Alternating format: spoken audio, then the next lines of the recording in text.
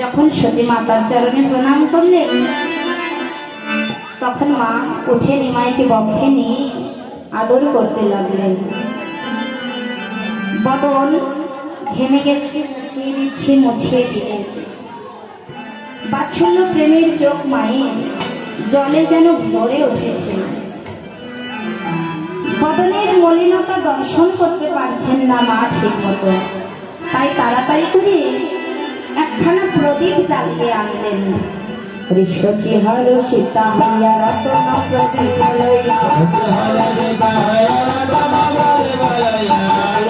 সীতা হইয়া রতন প্রদীপ লইয়া, দেখিল নয়নে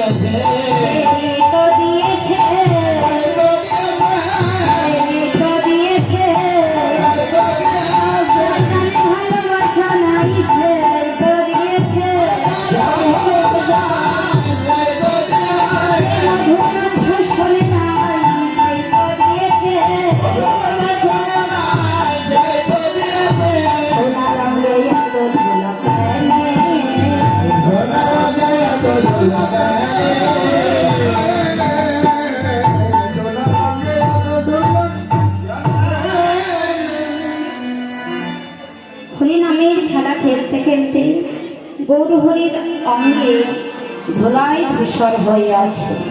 মা বলছে, ওরে নিতাই, আমার নিমাইয়ের গায়ে কে এমন করে ধুলা দিয়েছে রে? ও বুঝেছি, তোরাই ধুলা দিয়েছিস তাই না? নিতাই বলছে, মা নিমাই তোমার গর্ভের সন্তান জন্য তুমি নিমাইয়ের গায়ে ধুলা শুধু লক্ষ্য করলে আমাদেরটা দেখলে না? দেখো আমরাও মেখেছি, আমরাও মেখেছি, আমরাও মেখেছি, আমরাও মেখেছি, নাম সংকীর্তনের ধুলা আমরাও মেখেছি, নাম সংকীর্তনের ধুলা আমরাও মেখেছি, নাম সংকীর্তনের ধুলা আমরাও মেখেছি, নাম সংকীর্তনের ধুলা আমরাও মেখেছি। মা দেখো, তোমার নিমাই শুধু মাকে নিয়ে ধুলা আমরাও মেখেছি। অদূরে দাঁড়িয়েছিলেন বৈষ্ণব পদকর্তা, তিনি লক্ষ্য করে বললেন, বলছেন, মা তুমি ভয় পেও না, তোমার নিমাই একা তো ধুলা মাখেনি। তুমি এই নদিয়াবাসীর সমার অঙ্গের দিকে লক্ষ্য করে দেখো, এই নাম সংকীর্তনের ধুলা সবাই মেখেছে, তাতেই ভয় পাবার কোনো কারণ নেই। বৈষ্ণব পদকর্তা বললেন, এ দাসকে সবে পায়ে মাতবে না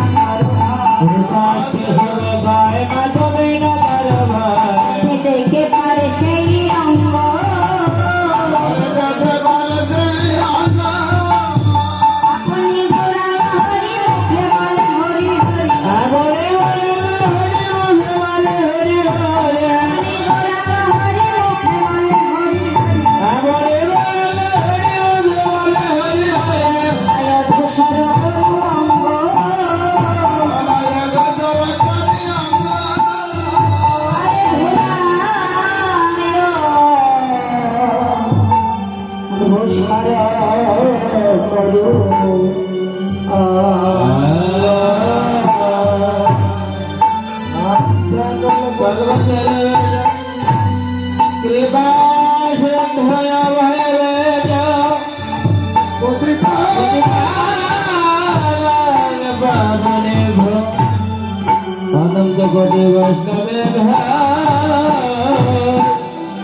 নমঃ